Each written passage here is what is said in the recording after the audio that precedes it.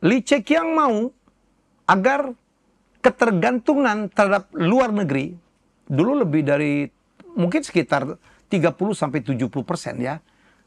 Cina itu masih tergantung bahan bakunya, orang-orang pinternya itu masih banyak di luar negeri. Dunia diciptakan oleh Tuhan, tetapi sisanya oleh China. Yang tidak diciptakan Tuhan itu made in China. Bikin matahari buatan, bikin robot yang enggak, bikin drone. Di China tuh sekarang ya, kita vending machine tuh, gue beli apa? Tak, nasi uduk. Nasi uduk yang ada di situ, tiba-tiba drone datang. Tak, tak, tak, tak, tak, tak, tak.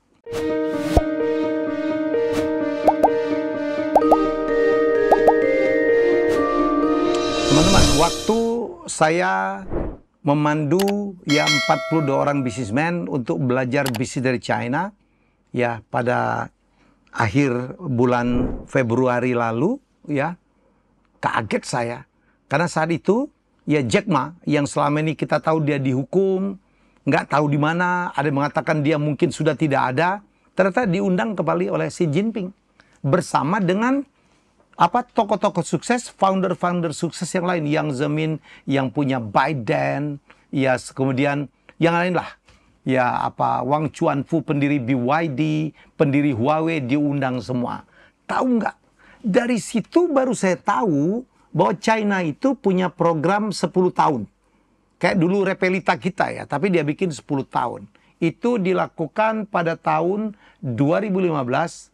Waktu itu Perdana Menterinya adalah Li Keqiang yang memanggil para pengusaha, dia mengumpulkan semua, dia minta dukungan dari partai, dia minta dukungan dari parlemen untuk memperkenalkan program yang disebut dengan Made in China 2025. Made in China 2025 atau MIC 2025. Saya bedah tuh, apa tuh intinya Made in China 2025? Ya jadi dalam 10 tahun dari 2015 ke 2025 mereka harus mencapai itu. Apa yang dilakukan oleh Keqiang dia usulkan?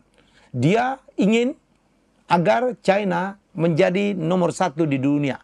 Produk-produknya, perusahaannya, orang-orangnya menjadi nomor 1 di dunia. 10 tahun yang lalu mereka belum nomor 1.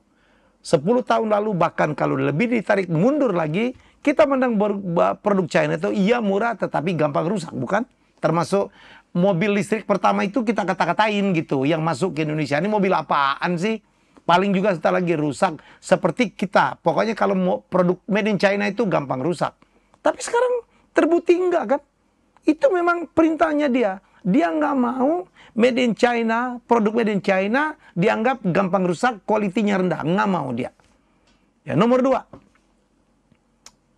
Li Keqiang mau agar ketergantungan terhadap luar negeri, dulu lebih dari mungkin sekitar 30-70% ya.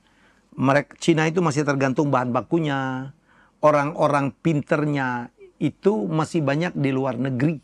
Termasuk mahasiswa China yang udah jadi profesor di mana, masih di luar negeri. Dia nggak mau 2 hal ini. Dia mau jadi nomor 1. Apa yang dia lakukan? Dia panggil ini tuh orang-orang pintar dari seluruh dunia, apapun bangsanya. Ayo bantu sini, ayo bantu China, ayo bantu China. Ya lihat BYD kemarin, desainer mobil dari Audi loh dipanggil. Harga nggak ada masalah, gaji nggak ada masalah. Terus apa? Dia bikin yang dia pengen lakukan, dia harus menguasai teknologi. Dia harus menguasai internet. Masuklah program dia ya. Anda kebayang ya, Li Keqiang ingin agar punya tower BTS itu sampai 500.000 loh. Sekarang mungkin udah 50.000 kali. Dan sekarang itu udah tercapai. Ya, mereka itu udah punya 5G sampai ke atas gunung. Sekarang lagi develop 6G. Dan mereka udah bilang, kereta api itu angkutan yang paling murah. Ya. Dia sekarang China udah bisa produksi kereta api yang paling cepat. Mengalahkan Shinkansen-nya Jepang, mengalahkan TGP-nya Perancis. Dia mau kuasain semua tuh. Ya dia mau kuasain logistik. Ya. Dan apa yang dilakukan? Ya. Pengusaha-pengusaha itu, anak-anak muda itu, ya startup-startup itu dia bantu semua. Dia kasih kredit murah. Dia kasih keringanan, bahkan libur pajak tuh, tax holiday. Dia bantu research-nya. Tahu nggak? pemerintah China mendominasikan dana untuk riset sekitar 1,7 triliun US dollar. Itu berapa ribu triliun. Wah, dia bikin pusat-pusat riset tuh. Ya, kalau kita cuma punya BRIN, mereka punya pusat riset di 40 lokasi, research macam-macam. Itulah caranya China mengejar ketertinggalan. Apa hasilnya 10 tahun, yaitu 2025? Lihat lahirnya BYD, lahirnya apa?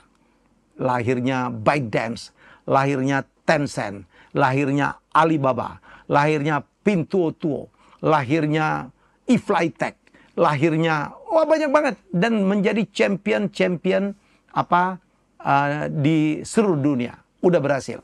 Yang mengerikan, mereka kemarin dan mungkin awal Maret ya, mereka itu kemarin rapat di partai untuk menentukan 10 tahun ke depan. Ngeri. Sekarang aja udah mengerikan. Kan saya bilang, dunia diciptakan oleh Tuhan, tetapi sisanya oleh China. Yang tidak diciptakan Tuhan itu made in China. Bikin matahari buatan. Bikin robot yang bikin drone. Di China tuh sekarang ya, kita vending machine tuh. Gue beli apa? Tak, nasi uduk.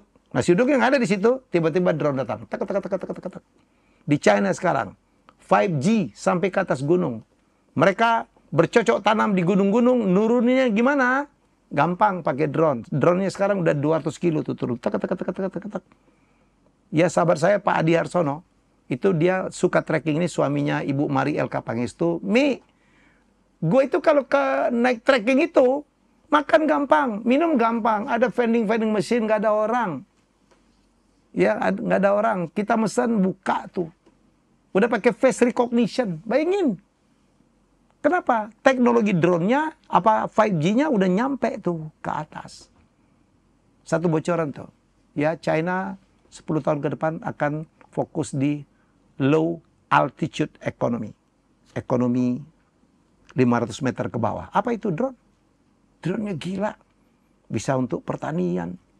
Bisa untuk membersihkan panel-panel surya di atas gurun itu.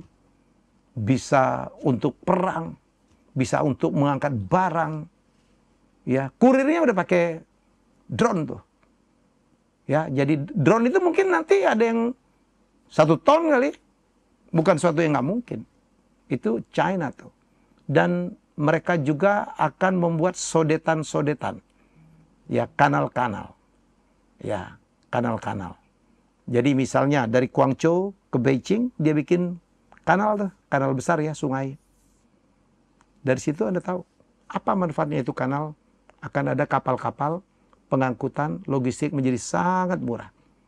Tidak ada angkutan yang lebih murah daripada kapal, bukan? Karena nggak ada hambatan. Kereta api masih perlu energi. Masih perlu listrik. Ini kapal-kapal tuh mengalirin. Dia akan dari mana ke mana gitu. Dari kota apa ke kota apa. Semua akan diangkut sebagian besar melalui air. Kanal-kanal. Dan bukankah kalau kita udah bikin sodet sungai, kiri kanannya akan menjadi kampung-kampung, akan jadi fasilitas ekonomi, akan jadi pusat pariwisata. Itu gue baru dapat bocoran 2 doang tuh. Low altitude economy dan menyodet daratan menjadi sungai. Kemudian mereka akan fokus di pendaratan manusia, entah ke bulan atau apa. Mereka akan fokus dan menajamkan di mana mereka sudah menjadi sukses. Ya, jadi gitu. China itu maju karena mereka punya plan. Dikawal. Ya, di samping gerakan anti korupsi tetap jalan. Dan pengusaha dipanggil untuk dibantu. Ya, itulah ceritanya. Ya, semoga menjadi renungan kita bersama. China demikian hebat. Ya, mari kita belajar seperti dulu zaman Nabi. Ada ungkapan, tuntutlah ilmu sampai ke negeri China. Terima kasih sudah menonton Helmi Bicara. Jangan lupa untuk like, komen, share, dan subscribe.